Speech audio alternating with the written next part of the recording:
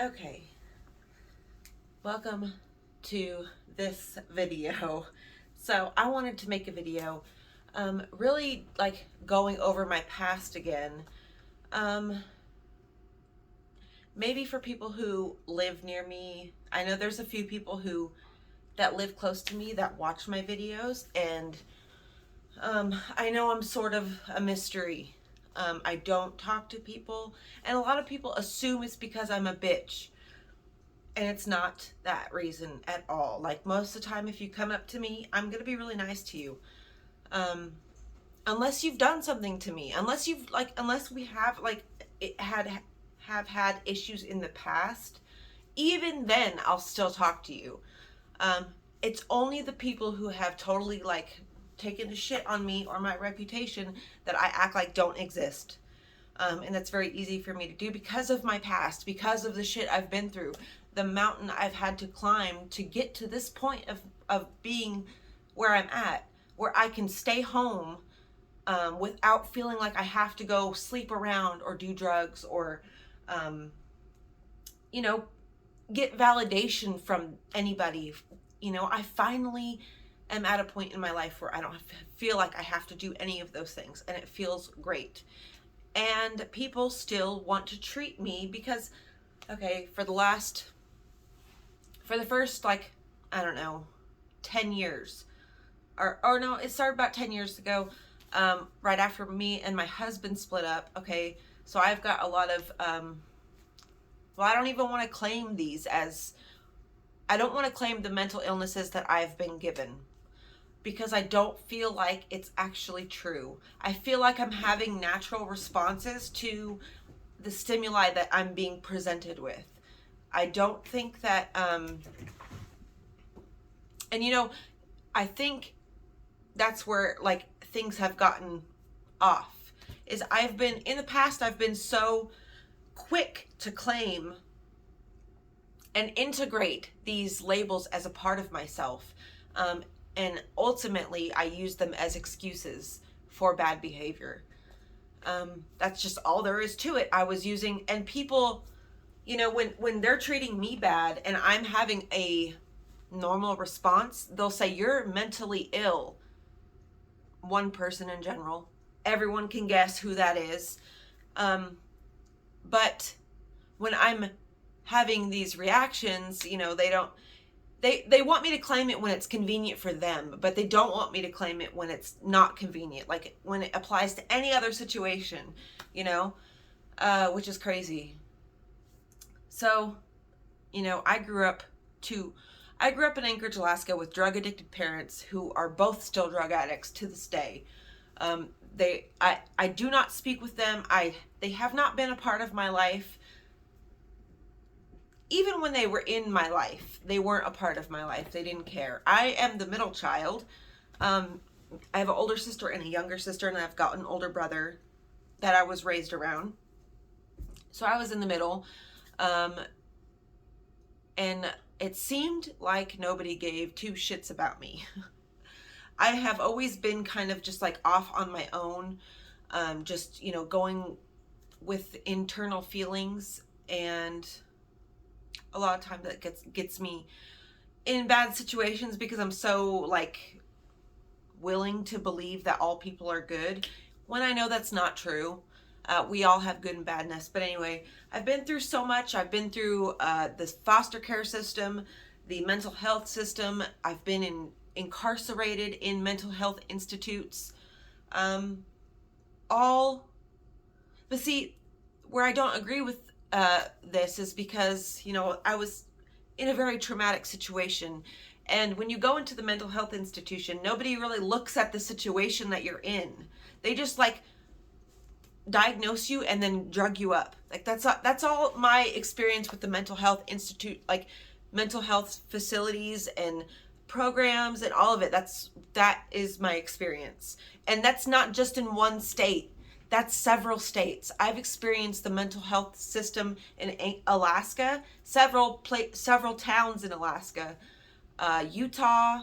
I've experienced it here in Virginia, in Tennessee, everywhere is the same. It's just negligent people who don't know what the hell they're talking about, who don't know what they're doing, who are blaming people who are having regular responses to traumatic events.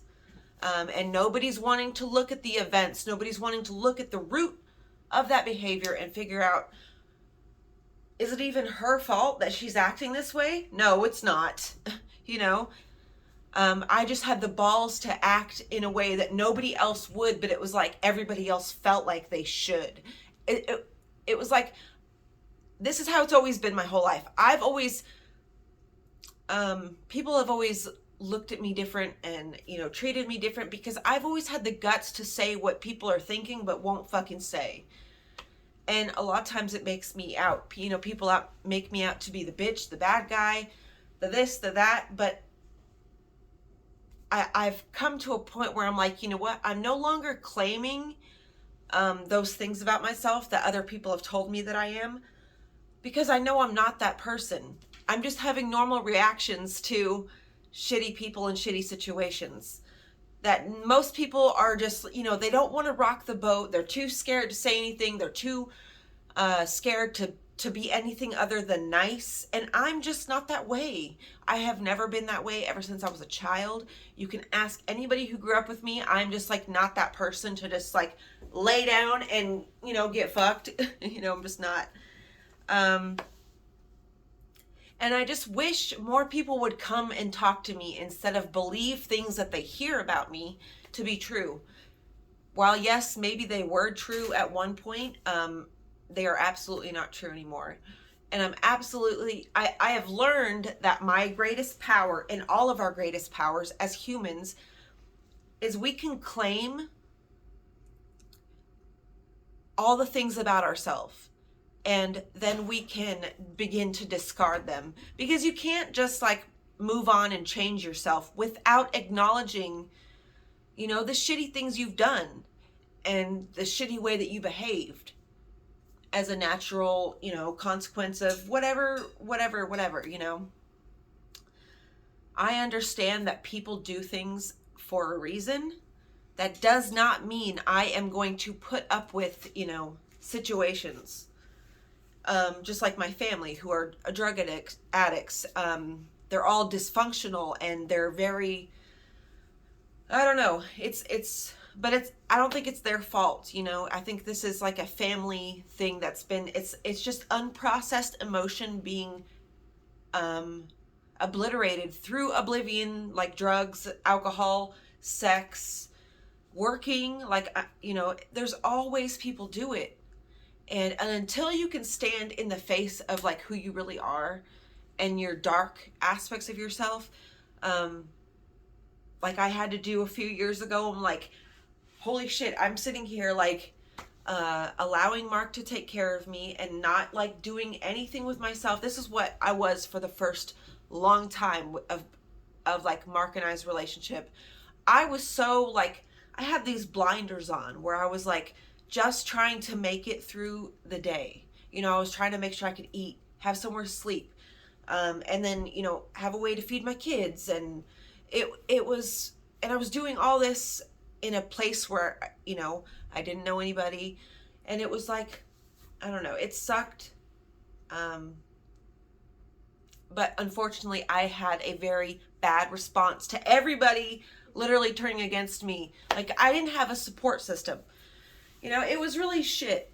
But like for the first big while in Mark and I's relationship, like I didn't see us as a relationship because one, our age gap is so big. So I just felt like, you know, we were on two different planets. And I acted in a way that was like totally disregarding of him and his feelings and everything about the situation. And I seen how I was taking advantage and expecting things and not giving anything in return. And that's when I began to change. I started going to school. I started really like focusing in on my YouTube channel. I started like developing passions that that Mark had showed me, that something that I really enjoyed was like gardening. And I really got into that, went to school for that. And like I started to enjoy like taking care of him, making food for him, doing things like that for him. But he is still holding on to, he's still holding on to the old me. And I've worked really, really, really fucking hard to like change that part of myself, and that, like, how I behave and how I handle myself and the things I do and all that stuff. And it's like I'm setting all these boundaries, where as before I thought it was really hard for me to say no to things. Like, it was really hard for me to say no to men when they wanted me. It was, you know, I'm sure a lot of other females can like attest to this, but like you get into a situation where it's like, oh shit, you know, maybe I have taken this too far and I didn't really mean to, and I don't want to be here, and I don't know how to say no to this. And so you just kind of let it happen. It's really shitty, but it happens, and it happened to me, and I was that way. I allowed things to happen, and I let things happen over and over and over again to myself because I was too scared to say no. It's easy for me to say no and like stand up for other people, but it's really hard for me to say no and stand up for myself. So I started setting all these boundaries, and I started like acting in a different way, and like carrying myself in a different way, and like realizing I didn't have to stick to a script that other people had written for me. You know, other people had seen me as this way. You know, I've heard a lot of things about myself of the way that I am, but that's not actually who I am at all. It's like I've put so much. I heard somebody say it in a way that made so much sense, where it's like when you go through trauma, you kind of create this outer shell of yourself, and it's like this tough exterior, and it's like the tougher the exterior, the softer the center. And that's so true for me, because like the tough exterior that most people see of me is not who I am at all. Once you like know me personally, I am a completely different person. I'm very vulnerable. I'm very sensitive. I'm very like, I cry a lot, you know? I'm just not, the image I have crafted of and portrayed to the outside world was somebody I had to be to survive. Oh, it's so painful to say. Oh, Sage.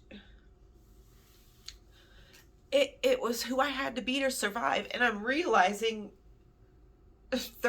almost 35 years into my life that I don't have to be this tough person.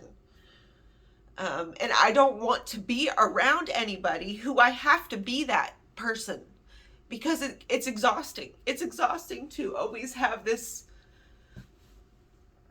like tough exterior that, like, when you feel out of control, it kind of just naturally takes over. And I feel like I'm in the back seat while somebody else is driving. That's what it feels like. And it's not who I am at all, you know? It's not who I am at all. And so I'm slowly just like unveiling, like shedding all these things that people have told me that I am, and that I've claimed, and that I have actually like went on to regurgitate and tell people that's who I am, you know? And it's like, I don't have to be that. I don't want to be that. And anybody who expects that out of me is not who I want to move forward with. Anybody who expects me to constantly have to defend myself and my decisions and my likes and my dislikes and how I move about in my life, and how I treat people, and anybody that you know, doesn't want the best for me, and can't, and our ideas of the best for each other don't line up, then I don't want that moving forward.